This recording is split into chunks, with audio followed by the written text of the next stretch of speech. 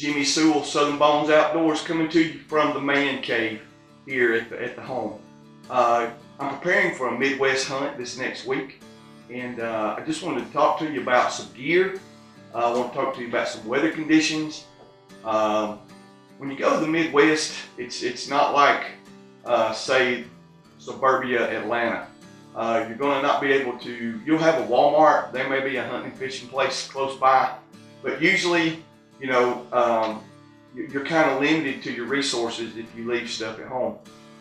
Everybody that knows me, I tend to take more than I need. My boys and the guys in the crew tend to aggravate me because I take so much gear. But the reason I do is I've been up there and not had the gear but left it at home thinking that I wouldn't need it. So I took my gear several times and consolidated it down to this is just what I need and this is just what I'm going to take. Then I get up there, and one thing that I do not consider or did not consider, the wind.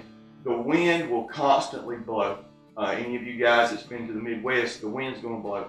So with that, having the proper gear to be able to sit in the stand is crucial, because if you get cold, it can be, it can be 55 degrees and the wind blowing 10 or 15.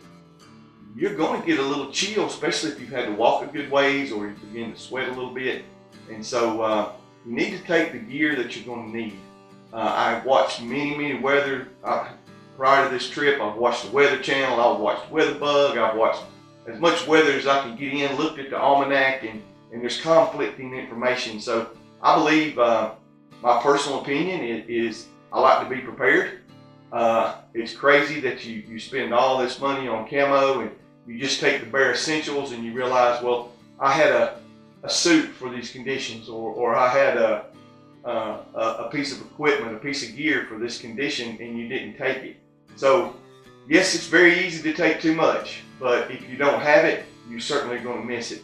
So as I begin to prepare, I like to take my gear and put my base layers together, then put my insulation layer together, and then put my outer layers together. And I keep them in separate bags.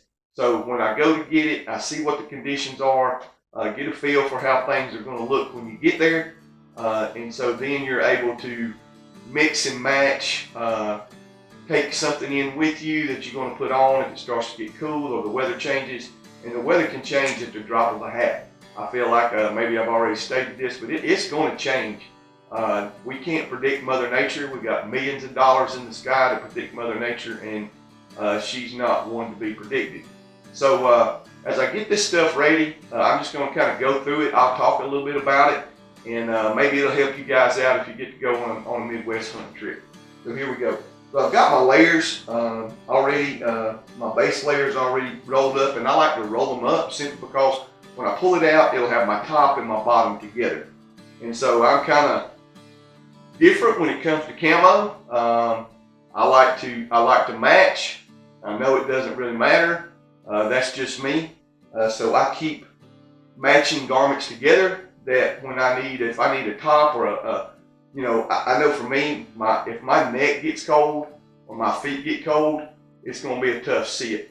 So I prepare for those things. So as I'm doing my layers, I've got those layers already together.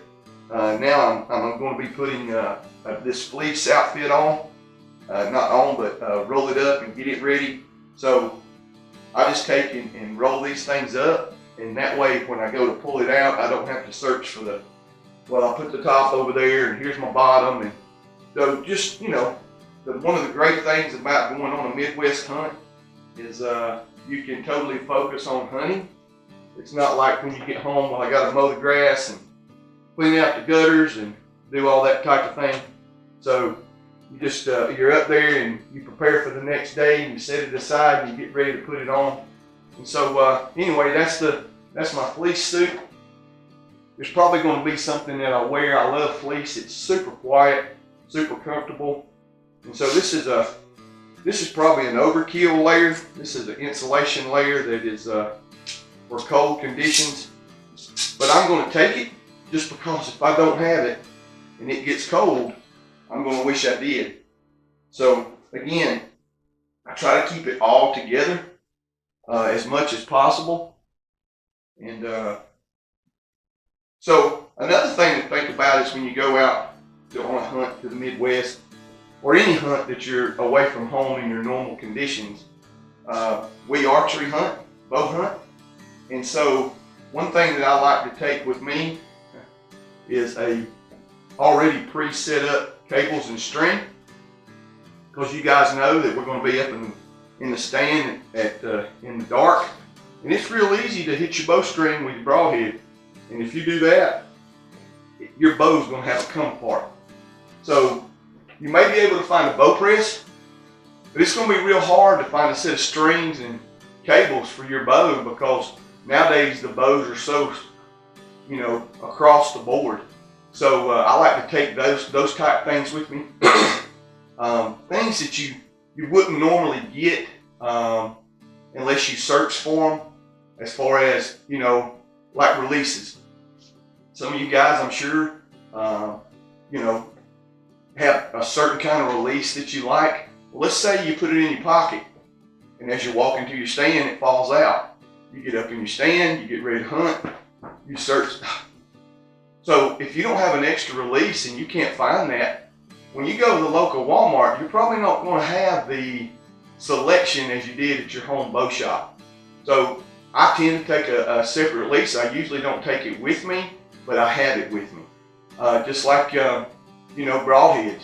Let's say you get out there and you didn't practice with your broadhead, and you get an opportunity to shoot a deer, and when you shoot, that arrow kicks and flies crazy because the broadheads you bought said they fly like a field point. I tend to differ. I've had some broadheads that fly like a field point, do not fly like a field point. So you're going to need to be able to fix that stuff. You may have to come out of the stand.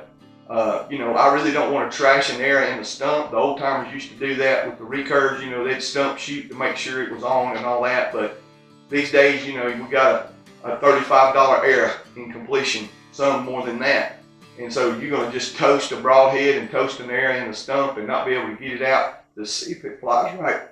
So taking a small broadhead target with you, taking some extra broadheads, if it's going to rain, I don't want my hunt to be prohibited by the rain. Now, if it's a monsoon, we'll talk about it. But if it's rain, have a rain suit. As far as your bow is concerned, have some bowstring wax. I've got a bag that I call my bow shop in a bag, and it's got all the little things like a string loop. Little story, 2 years ago, we were up in Illinois, and I got to my stand. And when I got to my stand, I got up and got settled in, and I looked at my bow, and my string loop, for some reason, just decided it wanted to come untied. And I don't know about you guys, but I tend to shoot a pretty short string loop, but not too short. But when you tie those loops, you don't have a lot of extra. You cut those loops down and melt it. Well, I'm thinking, how am I going to tie a loop when I've already used my excess for the extra to tie the new loop? So I sat up there and piddled with it, and thank goodness I got it put back together. But little things like that you don't really think about. When I started bow hunting, I was taught prepare for the worst. I don't want to say or be negative or speak any kind of negative, but you're carrying your bow, you're carrying your equipment, sometimes long ways. I mean, we're strapping them on our back, we're climbing on the tree stand, we're pulling things up, it's bouncing off the tree. A Midwest hunt will probably be different. I know for us, when we go to the Midwest, we tend to hunt all day.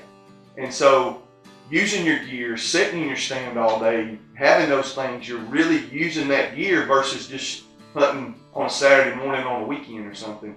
So be prepared and think about those things that may not be easy accessible if you lose it or it breaks, just like camera gear. Batteries. If I lose my battery or my battery craps out, where am I going to get a battery for my camera up in the Midwest? I mean, I could probably get one through Amazon and have it delivered, but what's that? 3 days? Just take extra stuff that you're going to be using that's easy to have extra. My wife, bless her heart, she says, how come you have to have 2 of everything? Well, if I lose one, I've got another one. Or if it's a product that I really like, I've had products that I've really liked, and I've got products that I've used for years that they don't make anymore. So if it fails or breaks down, how do I replace that I have the confidence in that product that I've used forever? So guys, just think about, as you're packing, think about what might happen, what will happen, and what you hope to happen. And with those three things, as you pack, you'll be able to pack properly, and you won't forget the stuff at home. And your buddies may say, "Why did you bring all this stuff?" Well, if it's predicted not to rain and it rains and they don't have a rain suit, you'll be the ace in the hole. So anyway, Jimmy Sewell, Southern Bones Outdoors. I hope your hunting season's great. We're going to continue to get ready for this Midwest hunt. Stay tuned. We'll have some footage, I'm sure.